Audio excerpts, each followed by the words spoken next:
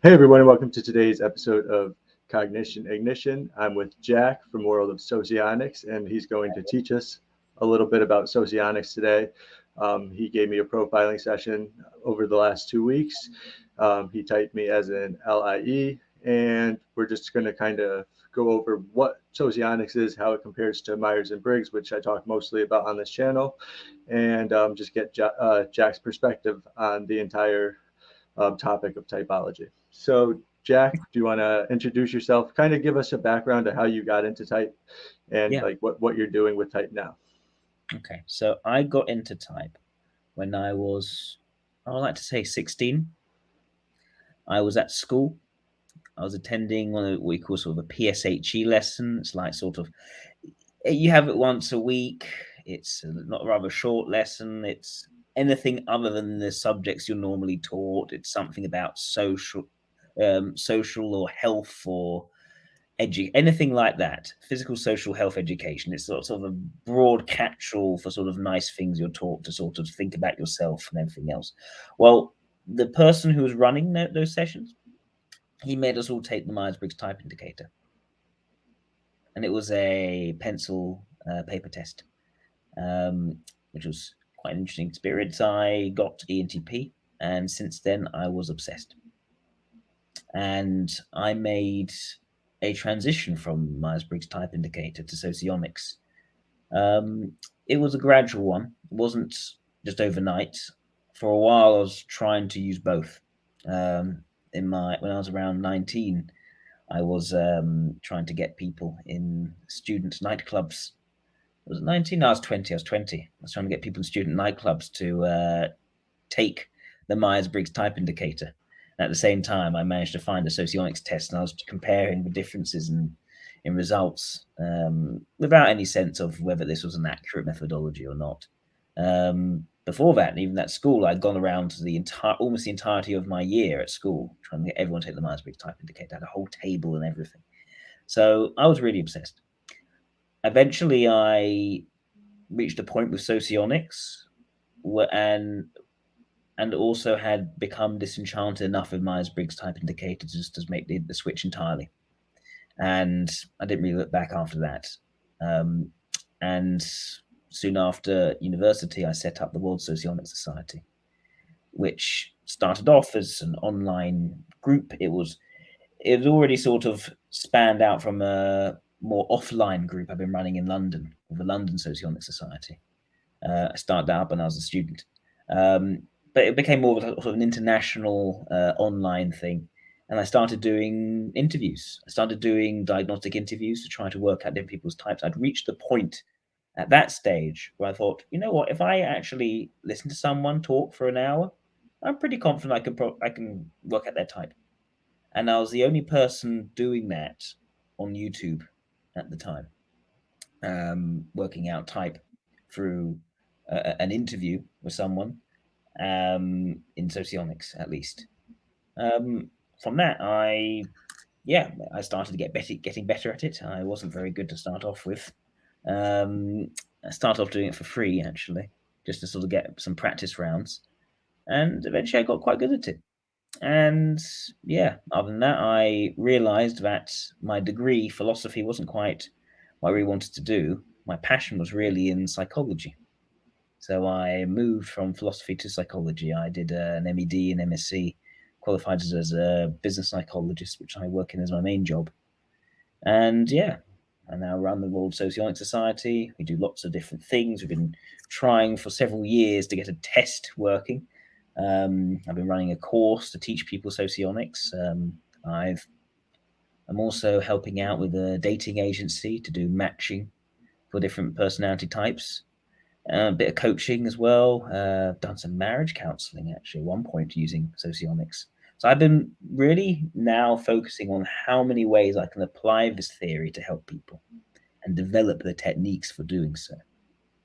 So yeah, that's kind of my story. I mean, what I would add is that I put my money where my mouth is in terms of applying socionics to my own life, and I'm now married, happily married to my dual in the socionics theory, and we are expecting our first.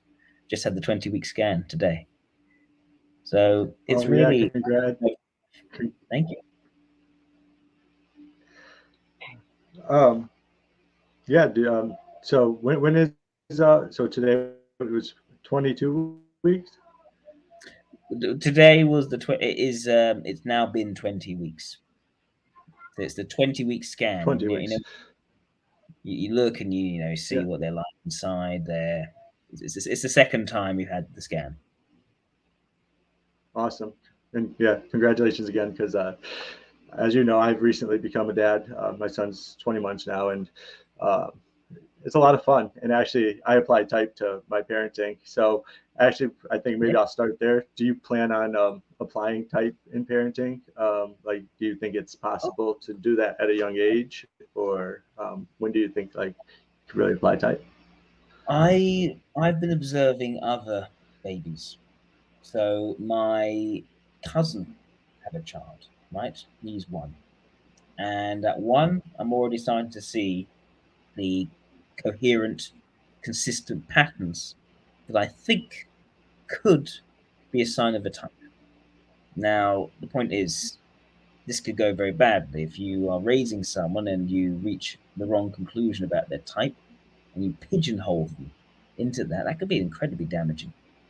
So, the way I see it, it's about having a running hypothesis of what their type could be and treat it a bit like research to some degree, seeing when patterns start to emerge, which could be sign of a type or could just be a phase.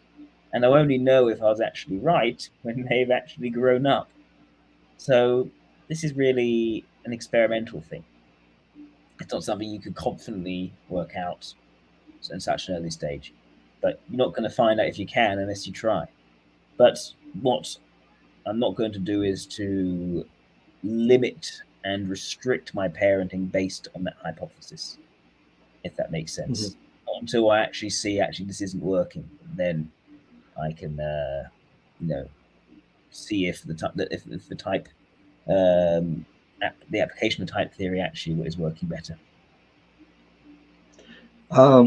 Do you have any speculation, like basically any hypothesis that you form about how type like develops? Like, do Mm. you think like anything like puberty or anything like that affects it? It's Are difficult. there any stages?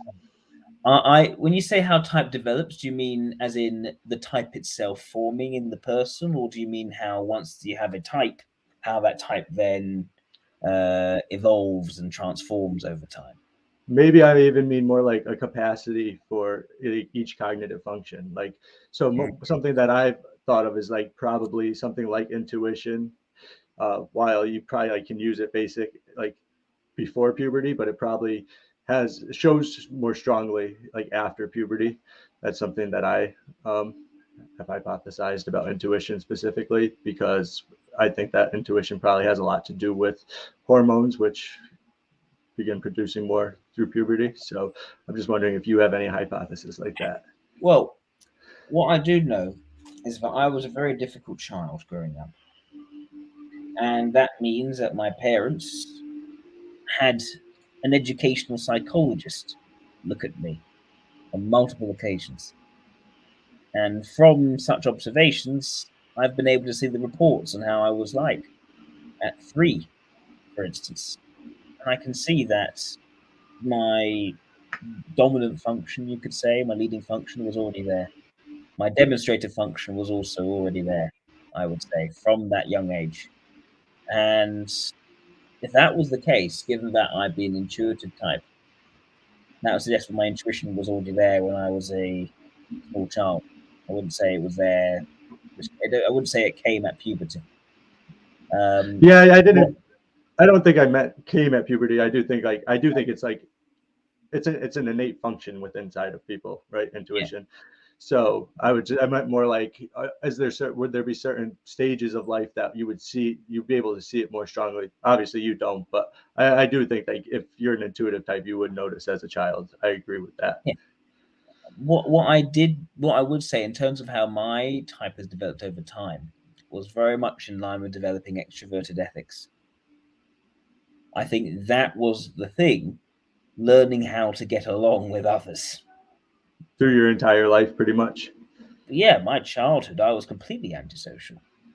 And it wasn't Okay. antisocial like, oh, I don't want to play with anyone else. No, it was I needed to learn how to respect other people's boundaries enough to actually get along with others and not be a a lunatic. Yeah, I get that. I was the annoying kid. I was the very annoying kid. So learning how to actually have a way of being with others that works, that was my growing up experience. I only cracked that when I was in my teens. And so you cracked that after learning about type, or was that before you were able? Did type help you realize that you needed to start doing that? Or I wouldn't say I deliberately channeled my behavior after I learned about the type. I think the lesson, I kind of knew this was the thing, but I actually didn't really appreciate it properly until Socionics came along. But around the same time that Socionics started to take priority for me over Myers Briggs, that's kind of when I was sorting this stuff out anyway. I had, I would say that by the time I was at university, I knew how to manage different sorts of people. Actually, I'd say that was in place around the end of school. So it was around the same time I learned about socionics, but I also developed my extroverted ethics. But I don't think I made a concerted, conscious effort along the lines of using type that way. I was still discovering the theory. I wasn't using it towards my self growth in a concerted manner. okay. Do you notice like I'm just going to go into like your type specifically because we kind of got into it. Do you notice that like you ever like go back to that disposition? Is it like to kind of not use the feeling function so much, or is that pretty much like become a part of you to understand how it's used now? I think it's something where I'm usually able to get it right. There are rare occasions where I don't get it right. And then I tend to fall back on my logical faculties because those are always there. They're not things which run out. The ethics is more like I'm constantly playing a slight gamble. And I'm at a stage now where the gamble repeatedly pays off. It doesn't cause me to crash and burn. But earlier on in my life, it was a more frequent crashing and burning, and then sort of retreating into my logical faculties when it happened. And what I would do is I'd eventually, when I gained more confidence, reach back into the ethical side again, and it'd be a bit longer before I next crashed and burned. And the cycle repeats. Now it's a very rare event that I have a big failure in this area. All right. So this will be, I don't know if we expected this to come up, but because you brought up extroverted ethics, I saw a debate you recently had with the endless Curtis. Oh, And I don't know, I just wanted to see if you could tell me how that, if that function played a role, because you did keep a calm demeanor during that. oh, And I'm just wondering I if you wouldn't. saw that function play a role. I don't know in that situation if it's really an extroverted ethics thing. The reason being that for me, I've never had a, I've never been one with much of a temper. People often say I don't really have a temper. So in that kind of situation, I've never been one to react. Usually, it's about me learning. My story's been about learning to rein myself in, not about losing control over my negative emotions. I've always had very good control over that. I never really felt them particularly intensely. It's more that having to learning how to not set off other people's negative emotions was usually my problem. So when it came to that debate with Curtis, he was saying all sorts of things, some of which one should take seriously in an intellectual way, some of which one shouldn't take seriously because it was just him being silly. Mhm. A lot of which was him being silly. But the point is, that's never been the sort of thing to get a rise out of me. I've always been of the view that if someone says something to you, either it's true, in which case it needs to be taken on board, or it's not true, in which case it doesn't need to be taken on board. I've never had that problem whereby someone says X thing and that then suddenly upsets me, or I feel offended that they were to think that way. And so I think, well, what caused them to think that way, and how can I address it? And I appreciate that maturity, to be honest. I just wanted to see how the functions play a role in that. You did explain it well, so thanks for that. But there, and now let me give you the functional side to that. So Okay. I do have a blind spot. While I've been over my life learning how to appeal well to others, right? To generate this sort of, to generate this sort of professorial charisma that I have today, right? Which works for me. It works very well. It's far better than the sort of, I'm far better as the Dr. Jekyll than the Mr. Hyde lunatic. But I'd always had a sort of blind spot when it comes to consulting how I'm made to personally feel towards each other person. I'm not very in tune with my likes and dislikes. I've never been one to get offended, but to some degree, that blind spot has been an advantage in situations like with Curtis, in that I don't get offended. But there are other situations where I'm simply not aware of how I actually feel towards another person in terms of I like you versus I dislike you. I want to create a distance between me and you because I don't like your character or anything like that. I've never been that sort of person. I always have to reach for something outside of myself to get something approximating that to pass well in that area. So that is perhaps from a functional perspective, that blind spot, the introverted ethics blind spot, perhaps one of the reasons why I was able to have that conversation with Curtis without, I don't know, getting very, very upset or, I don't know, stomping off or something like that. Mm-hmm. Yeah, that makes a lot of sense, actually. And that's I did kind of think that. I mean, as an ENTP, it does seem like there's not much taken to heart, really. A lot of there's like a lot of possibilities to play with, and that's kind of what everything comes out to be, right? In a way. Yeah. No matter what, like they're just ideas to entertain, maybe. Yes. So, all right. Yeah. Anything else on that? Otherwise, I would kind of. The only other thing I'd say is that I think Curtis was being perhaps more sincere than one would imagine from the interview as well. And what I mean by that is there is, it seems to me, a genuine lack of trust towards my intentions and what I'm doing with the theory. He had a genuine bone to pick in a lot of the sort of grandstanding that was going on, if that makes sense. And yeah, I kind of.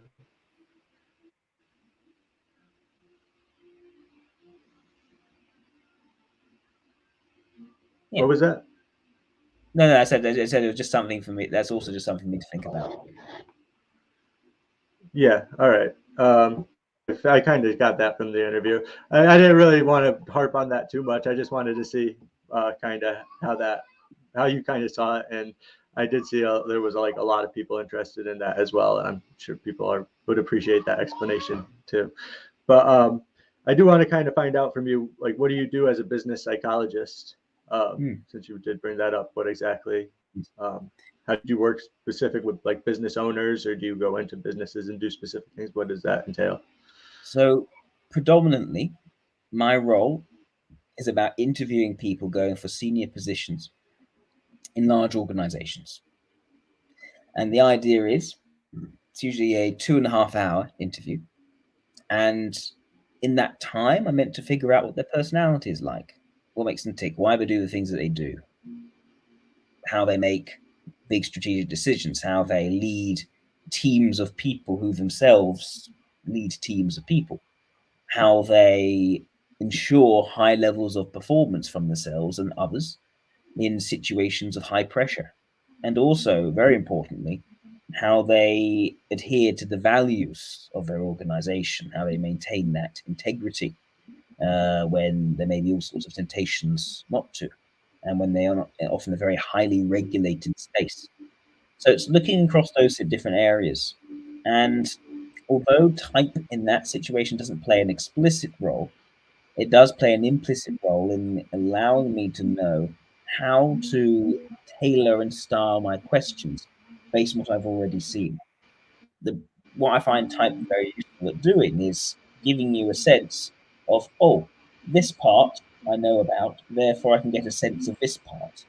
There's almost a quantum entanglement between certain traits. So if one thing shows up, you know that something else is probably going to be not showing up as much, and therefore that's worth investigating. Hmm. Without a doubt. That's kind of what I figured. And do you plan on like expanding, like, because you seem very like vested into socionics. Thank you. Do you plan on like vesting like or any energy into like using socionics more to do this specifically, or would you plan on like is that do you have any goals of doing something like that or? Well, that depends on, well, in this situation, I'm not my own boss, so it's up to what the boss wants. But Mhm. in terms of what I'd like to do with socionics, it's very much about developing all sorts of ways in which I can practice it, apply it, develop techniques that can be making the theory more useful. And that's why I'm first of all developing this test. It's why I'm also on the side participating in this dating agency. It's why I've been doing marriage counseling. It's finding all different sorts of ways in which an understanding of someone's type and thereby it can inform you somewhat on their relationships to other people. It's finding out how many ways that knowledge can be used to help more and more people. I'd like to use it in educational psychology as well. I think that from observing a child that is going to be coming around in April, um, I could perhaps learn quite a lot from that as well. So there are all sorts of different applications for the theory. All right. It's asking So like, now I want to is there a vacuum hoover going around, or is a there some vacuum. kind of It yeah, like might be there's a my noise. it may be my fan on my computer. It's gotten a little loud lately, and I'm Oh, not I sure. see. Is that what it's picking up? I gotta It's figure gone that now. out. Is it gone now? Yeah, it has. Okay. Um, where was I? Oh yeah. So I figure if you want, I would like to hear like some of the specifics about because with MBTI we have the people are like Mm. Frank James I think is like promoting a dating app and things like that, and they're doing similar things. What's that? So I didn't know he was doing that. I think yeah, I saw him promote it. I don't know if it's his app. I don't know exactly. I saw he was doing. There was an advertisement for it, and Yeah. I don't know. I just want to see like what do you think the major differences are between Socionics and MBTI? Because I have seen you say that like you think that Socionics will replace MBTI one day. Like is that like is it would it actually be replacing it? How different are they, and what makes them that different, and why would it replace MBTI rather than why shouldn't they just be two different systems? Because they still Mm. do have other systems as well, you know. Yes, I think in terms of the differences, there are a number of differences. I could talk for hours on the many different kinds of differences, but instead, what I'll do is I'll focus on the main difference, the most salient thing. That, in my opinion, is that socionics draws a distinction between strengths and values. Now, strengths, right, that's going to be what you're most confident at doing, right? The things which you do, you can tackle new challenges in this area, you're going to do well in that. You're not going to completely slip up. You're not going to find yourself out of depth in this area because it's a part of your consciousness, as it were, that is rapid at assimilating new information and applying it in situations. When something's weak, yeah. that's going to be a lot more difficult. You need experience, you're going to need to have practiced it again and again to build up this level. The way I was talking about my ethics, for instance, that was a weak area, was my logic and strong area. So for me, I only got better through trial and error by building up experience. That's one thing. The other side are values. And values is about what you appreciate, what you like in the world, what you are inclined to expect and want from other people. The idea here is that you like certain things over other things. And ILE, for instance, is quite a conflict-averse type. In contrast, the Socionics version of, say, an ISFP is not conflict-averse. It's more likely to be a type that's going to be quite hard-hitting in their personal assessments of others. So, quite different. Despite the fact you've got an NT on one side and you've got an SF on the other. And that's really what Socionics does. It says, just because you're strong in something, it doesn't mean that you value it. And if you're weak at something, it doesn't mean that you don't value it. You can have things which you are weak at but you value, and things which you are strong at but you don't value. That's the key thing. So when it gets to looking at Myers-Briggs, what we have instead of this preferences. And preference is a deliberately vague thing. Because they talk about preference in terms of a right hand versus a left hand. And that's a situation where it's a matter of strength. Really, it's not that you value your right hand more than your left hand. It's that when you use your right hand, you're better at doing things than your left hand. But we also, in common parlance, use prefer to mean what we value. Because it's almost a deliberately, perhaps. But it's a very vague, ambiguous term which applies to both. And maybe that's why it hasn't caused people that strength in value. So for some reason, it started breaking up. Yes. Well, basically, your computer is making this noise, like this fan noise, and it's also slowing down your computer at the same time. I've noticed a pattern already. When the noise is going, you start slowing down. You don't, and you're not in sync with me when you're talking. Interesting. I don't know why. You know what? I might change my stream second. 1 second. I'm going to probably try to come on through.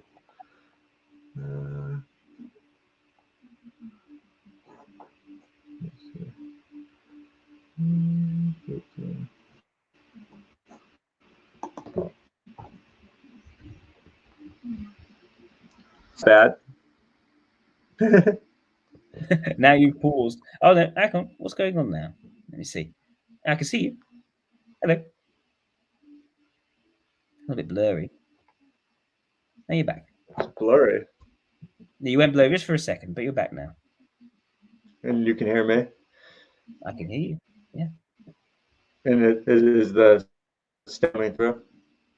The sound is very, very faint right now. It's a very faint occasional thing. It wasn't when I was talking before, it was really whirring. I was like, oh goodness, what's going on here? Yeah, I got to get a new computer for home, I believe. That's probably what it is. No worries. Look, I'm more than happy to press on. Honestly, it's fine. Okay, yeah. So we're at strengths and weaknesses, strengths, weaknesses, and values. And you had more to say, right? You didn't fully finish. Yeah.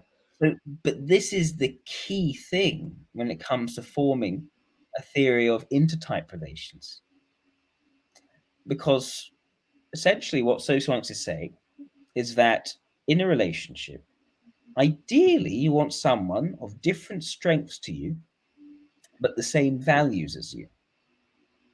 And that's something which is supported in the literature, as in the scientific literature, specifically for teams.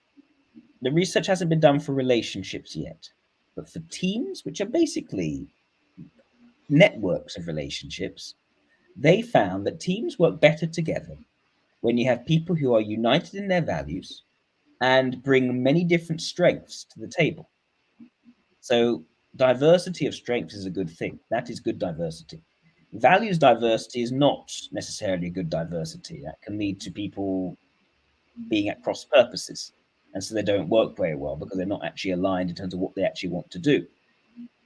So if you apply that principle, which works perfectly well in a team, to a relationship, which is a lot more simple than a team, it's sort of working its way down. If a team is more complicated relationship, if it works for a more complicated thing, intuitively, one thing it works for a less complicated thing, which is a one-to-one relationship, perhaps. And at least anecdotally, it has worked very well. Those people I know who are duals, who have paired up, have been very strong together. I've seen it in my family. I've seen it in people who are who met each other who were duals, and they've been together since. I've seen. I found myself able to also describe the clashes between people using intertype relations as well. Now, what I would say is that one should approach this with a great deal of caution.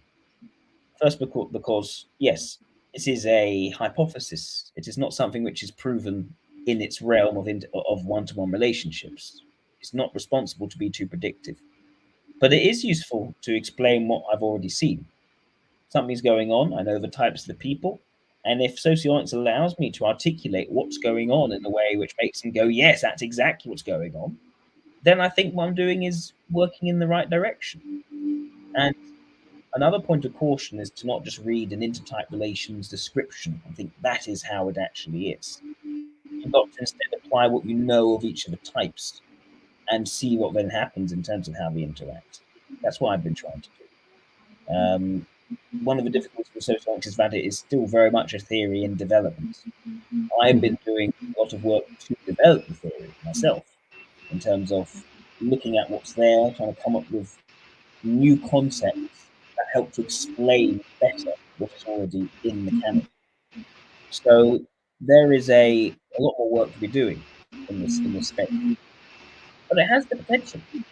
Now, to take the Myers-Briggs, they haven't made that distinction between strengths and values, which makes me think or wonder how could they put together some kind of relationship map that would actually be helpful to people.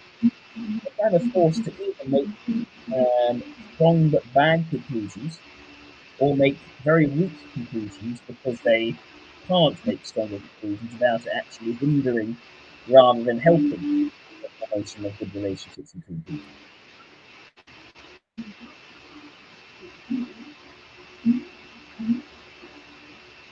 Okay. And I actually do agree that I don't think that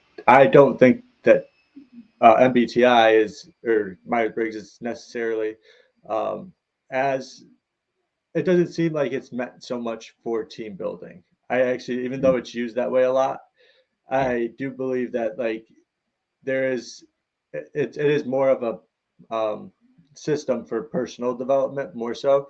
I do wonder if like can you develop without building a team or just socializing? Can you develop without socializing in general, or is that needed? Is that why you think socionics is better, or do you think that people can individuate without so much needing the intertype relationship information, or Right. do you think is that a necessity?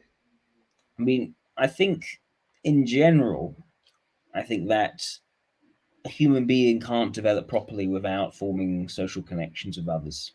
Like if you have if you have a child, right?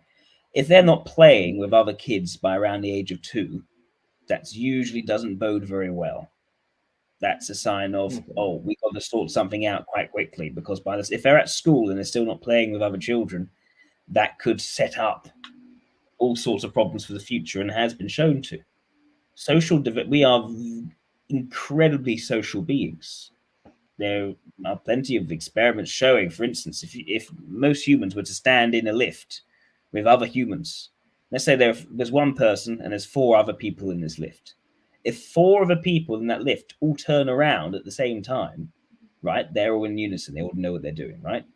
That one person who's standing with them will also feel a compulsion to turn around and will turn around. Mhm. Almost always. That is how wired we are to conform socially to other people. So when it comes to, development of people, I think it only could make sense that we don't really individuate. We instead become, um, we develop ourselves in our relationship to the society around us. Now, saying that, right, that's me speaking very generalistically. I'm also of the viewpoint that when it comes to different types, they will develop in different sorts of directions.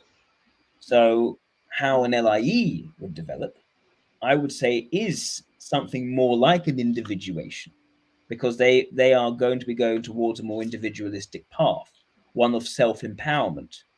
But they still are going to need to have relationships with one-to-one with people in order to actually successfully and sustainably empower themselves.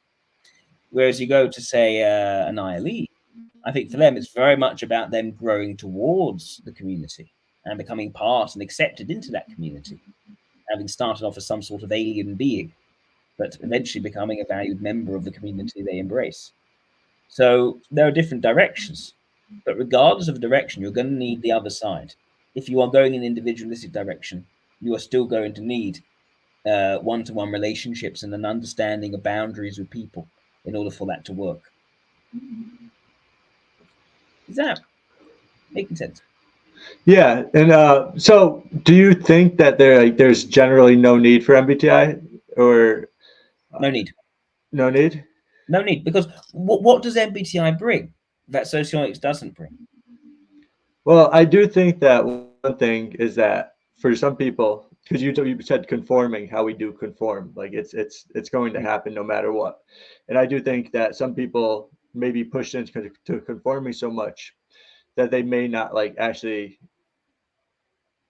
live out like a valued function that they may want to. And I do think that a lot of people do look at MBTI as more of a value because preference, value, kind of the same, right? mm, So I do think that there's like this element of like people coming to MBTI and realizing, oh, I've been conforming to something I'm not as well.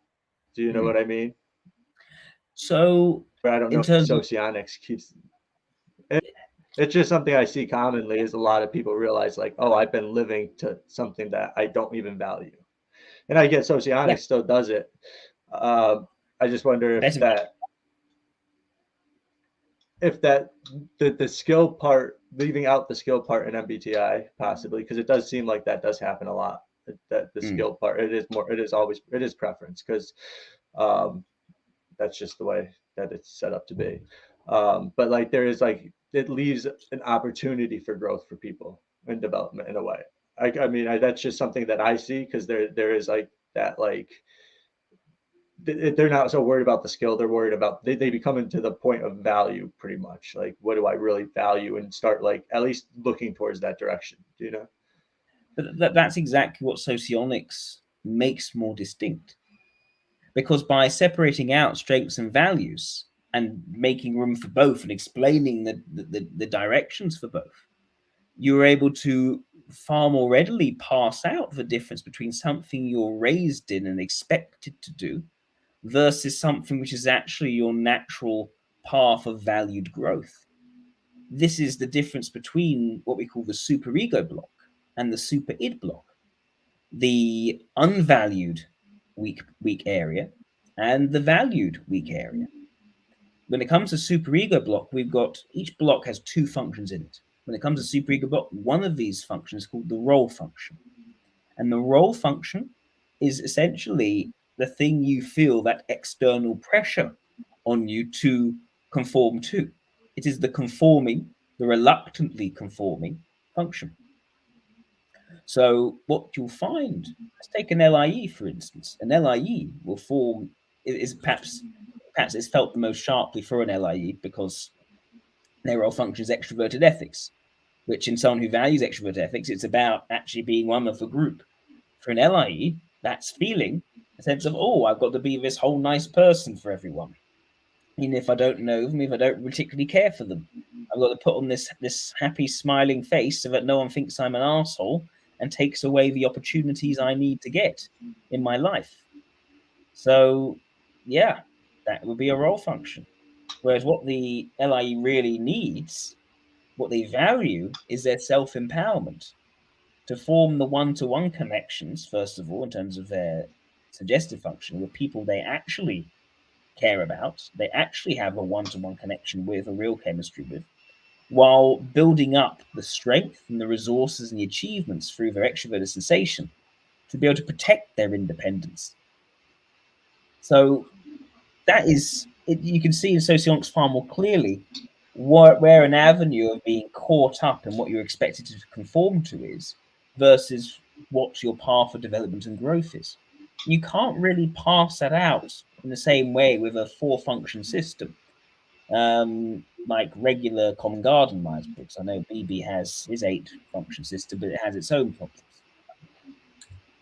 So, yeah, that doesn't take in the time I've spent looking at the two theories, I've yet to find a single thing that Socionics doesn't do better than the Myers-Briggs. And so, what do you think about subtypes? Do you think that Socionics needs subtypes, or why wouldn't it need it? Because that is one thing that does, I think, draw a lot of people into Myers-Briggs. But why would you think it's not needed? Yeah, I think it's splitting hairs. I think it's Galenko's gimmick. I don't think it actually adds to your understanding of the types. The reason I don't think it adds to your understanding of the types is because it doesn't actually cohere with the stuff which Socionics sets out. A subtype system needs to be something that is independent from the thing it's subtyping. Otherwise, it just reiterates the categories which have already been used to work out your type. And if you repeat something again to split it down further, all that will do is create a blurring of boundaries between the types. So, what's an example?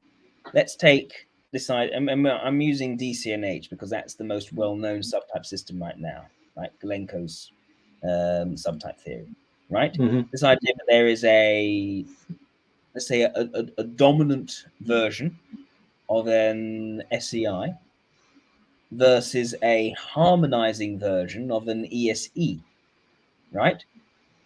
At what point does a harmonizing ESE become a dominant SEI? Is it really the case that you can reliably tell the difference between them? Because all that's happened is essentially EJ traits have been pushed onto this supposedly IP temperament type and vice versa. So it just confuses people. And frequently in practice, I've seen just the effect of this blurring. People coming up with very strange typings and using the subtype system DCNH to justify those weird typings. In a similar sort of way you probably encountered in the Myers-Briggs world. Oh, the reason I'm such a nasty INFP is because I'm an INFP 8 or something of that sort of, you know, this is kind of what ends up happening.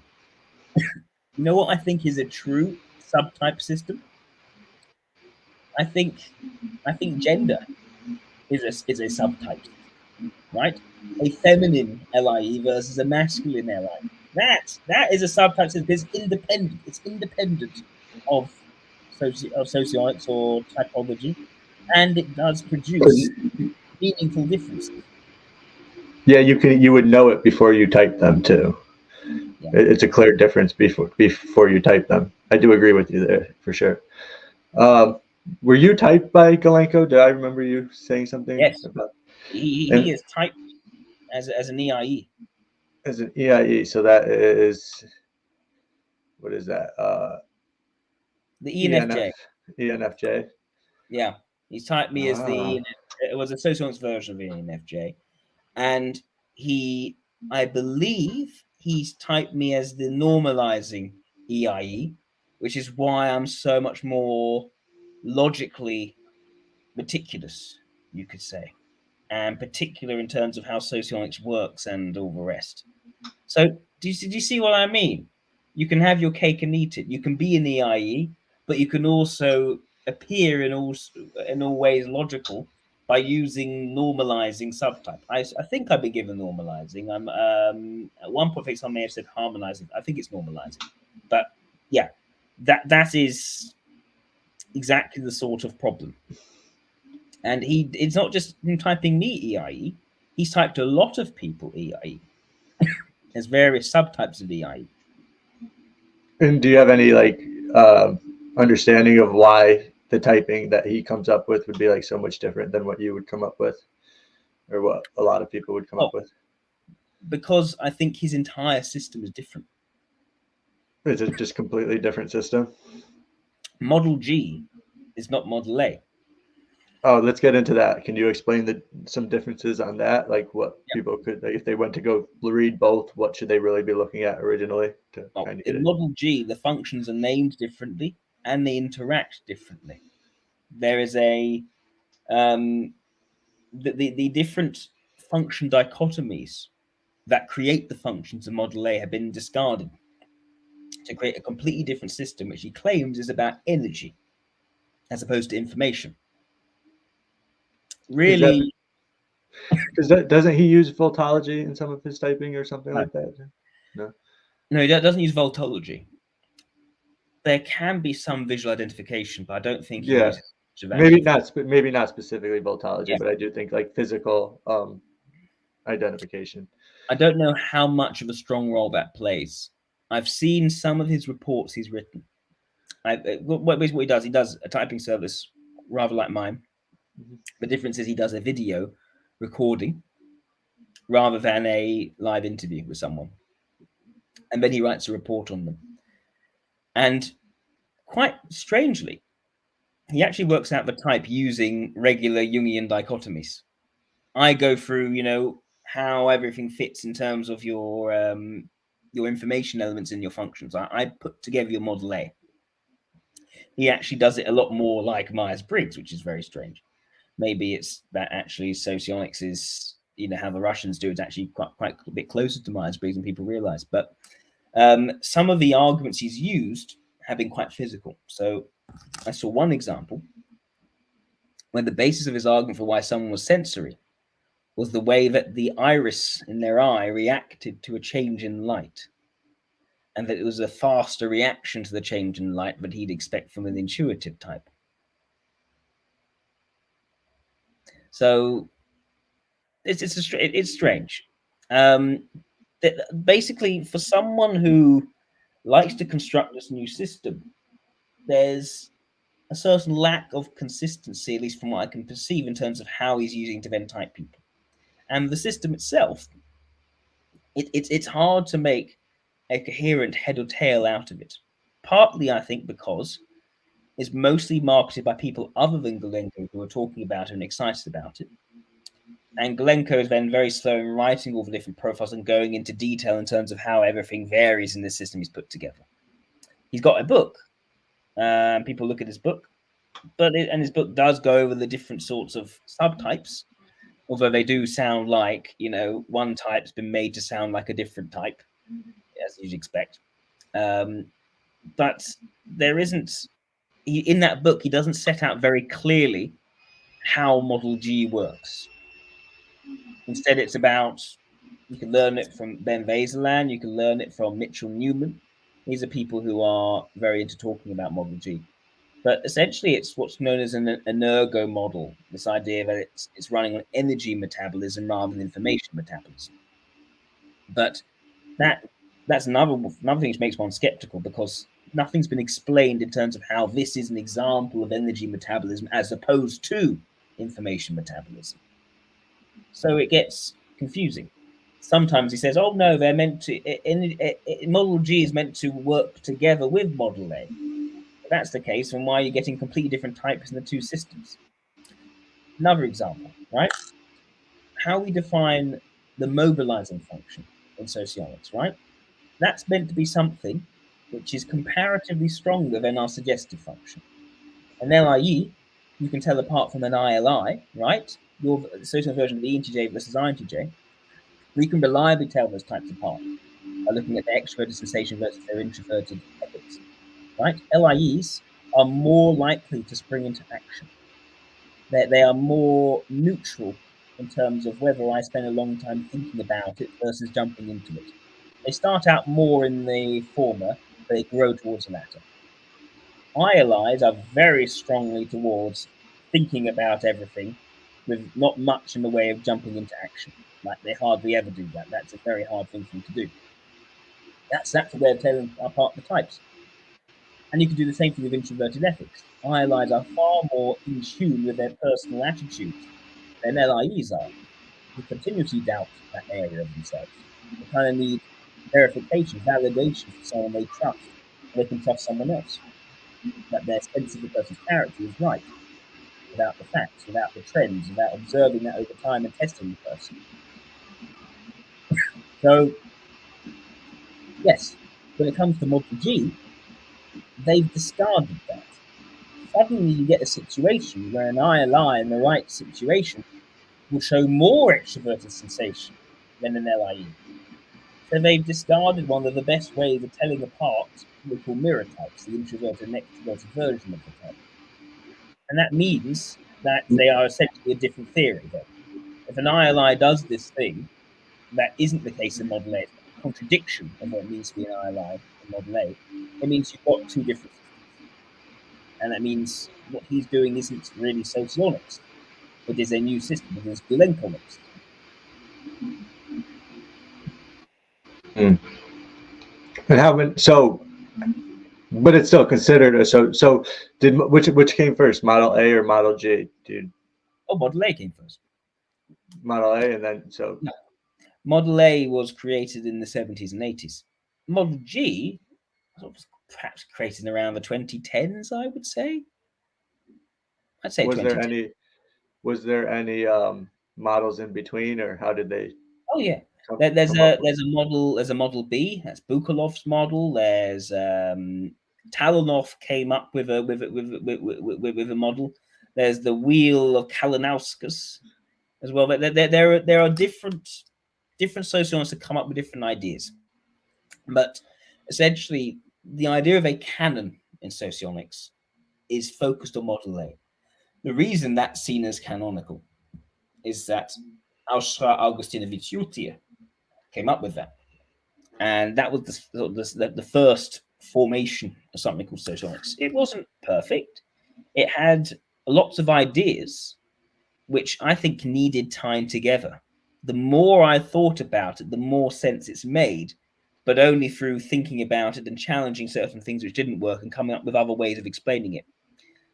The reason it's so successful is not because Austra Agustina Michutia was some sort of genius who came up with everything perfectly immediately. No, she came up with the founding blocks, and she came up with something which mathematically necessitated certain things to go into certain slots to make sense of this, what types are.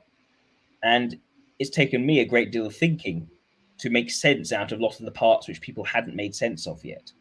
Like, for instance, some of these Reinin dichotomies, which sometimes people talk about but don't really understand. So it is still very much a theory in development. But what it already has, despite itself not being complete, is goes far further than what, say, the Myers-Briggs type indicator does, or I think also does a far better job of socionics than newer models like Model G do. I think reinventing the wheel is not a great idea. I think you need a good reason to come up with it. And I find that the entire reason for Model G is, well, I don't think it's. I think it's a fabricated reason. I don't think it's a legitimate one. This idea that you need something for energy because you got something for information. The whole point of information metabolism was that it was meant to be a analogy, a metaphor, you could say, right, to be like how energy metabolism already works. We already knew what energy metabolism was. That's what happens when you eat food. and you convert that food into energy in your body. Respiration, right? Digestion and respiration is already what energy metabolism is. So we don't need to come up with a new energy metabolism. Instead, we just need to come up with information metabolism. And that's what, first of all, Kempinski, the Polish psychiatrist, came up um, with information metabolism. And then that was taken by Alstra to form Socionics. Did. Does that long-winded explanation make sense? It does. On your last point about energy metabolism, I do think that, because Jung was a little woo-woo, so I do think that like it does, the energy metabolism does kind of make sense, and it does make sense that you could talk about it without thinking about consuming food. As somebody who wrestled and like cut weight and had to do that kind of thing and like maintain energy without, like, I would cut weight where I didn't eat for like days and days, and like there was still a mental energy without having the basic what our needs or requirements. You know what I mean? Yeah.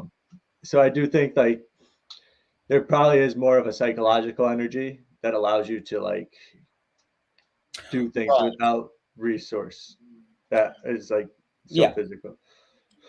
I do think the two do meet.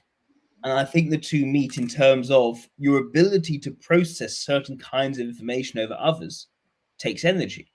And other kinds of information actually doesn't use up much energy.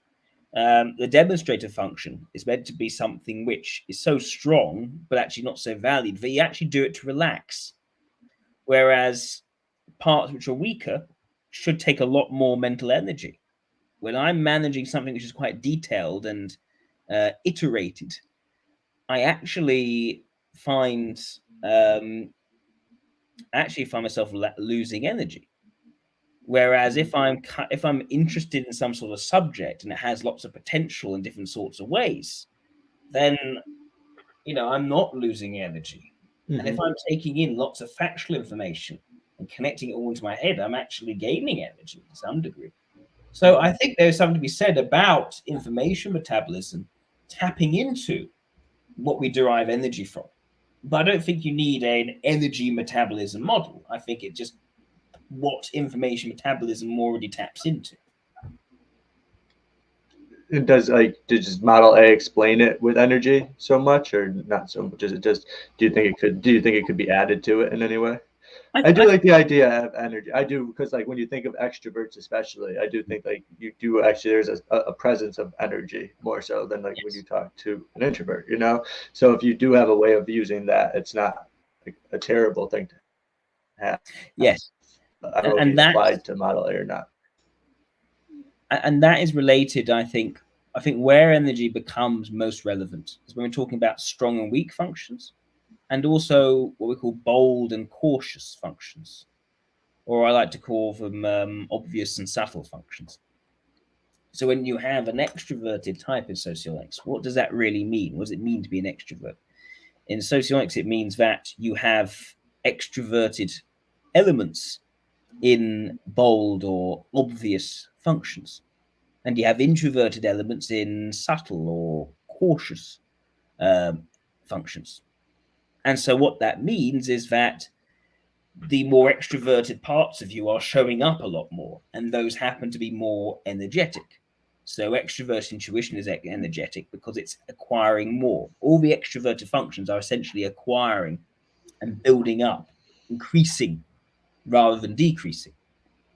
So that carries a connotation of energy because there's more intensity coming out in that particular thing.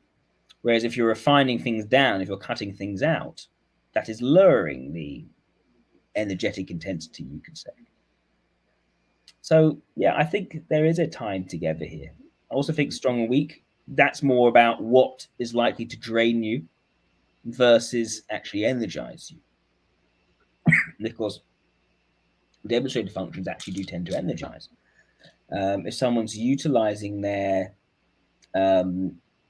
if someone's trying to do their suggestive function themselves, that could actually drain you over time. Which is often why you need someone who provides that for you. So why the suggestive function is looking to be outsourced, because it's actually very tiring for you to do it yourself.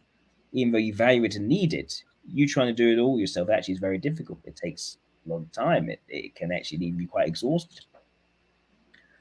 So yeah, it does tap in, and they do. There is some overlap. All right. I'll be honest. I covered most of what some of my thoughts were on socionics. It does, I think, for most of the people watching my channel who haven't like looked into socionics fully, I think there's a lot of information that was given. Is there anything else that you would think that you would want people to know who haven't really like looked into socionics to think about? So we could finish this up with any good notes like that.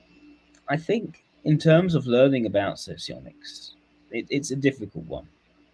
There's a lot of contradicting information, very complicated sources. This is the one thing I think Myers-Briggs has over socionics, that it's more accessible. It's easier to get an understanding of it. There's less to learn, and what there is to learn is also more available to pick up. With socionics, you can get different ideas from different people and just end up very, very confused. Now, I've put together materials for people to learn about socionics online.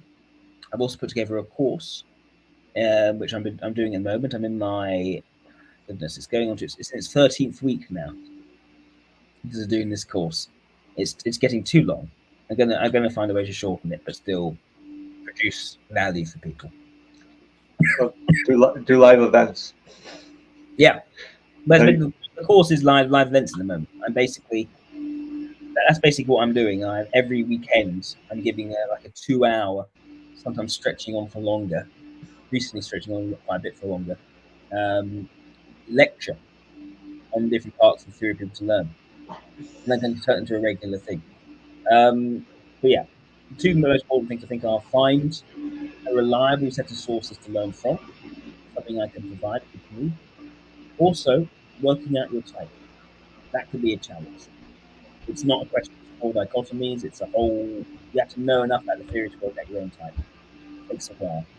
Or you can go to someone who knows how to type people, and they can work out that, and they can work out your type for you, talking to you, having a conversation, going through the profiles, much like you did with me, Carmine. Yep. But both things which I think are helpful for people who want to get a sense of what this theory is about, how it can help them. Once you have that understanding, it opens all sorts of doors for understanding people and how to navigate those relationships and yourself and your development. Awesome. And what I'll do is, Jack, you can send me over any links and I'll put them in the description of this. I already did tag World of Socionics for the video, so you're tagged in that. And yeah, I appreciate you coming on today and teaching us all about socionics, giving us the comparisons. And I hope you're having a good day. And I hope everyone enjoyed this. Thank you for inviting me on, and I look forward to seeing the video when it's up. And thank you again. And I'm sure we'll talk again in the future. I look forward to it. Sounds good. Wishing you all the best, Carmine. Have a lovely rest of your week. And we'll speak again soon. Have a good one.